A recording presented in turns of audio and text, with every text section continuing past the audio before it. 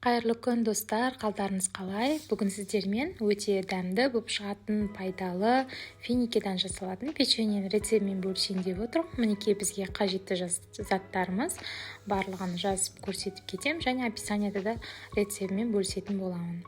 Ең алдымен бізге сондай финики керек. Финикиді жақсылап бөлшектеп турап аламыз. Видеода көрсеткендей сүйегінен ажыратып бөлшектеп турап алу керек болады.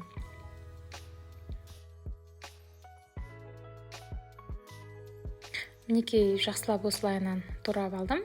Енді бізге сары май қажет. Сары май кішкене еріген микроволновкада.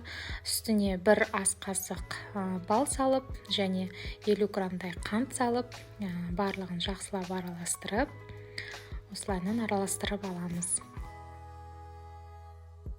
Енді ыдысымызға електен өткізілген қамыр қопсытқыш пен ұнымызды салып, үстіне дайын сары майымызды салып, жақсылап араластырамыз. Одан кейін үстіне дайын финикиімізді салып, қолмен нан илейтін боламыз.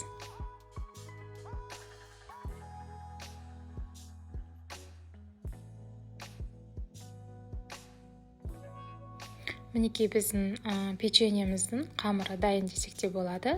Енді осылайынан қалауларыңыз бойынша печенье жасап, пергамент қағаздың үстіне салатын боламыз. Мен осылайынан домалақтап, кішкене қолмен 0,5 сантиметрдей болатындай қылып жасап алдым. Формамен әртүрлі, жұлдыз, сондай формалар болады ғой, жүрекше, солармен жасаса да болады. Бірақ осылай жасағанда жөн көрдім. Өте әдемі болып шығады.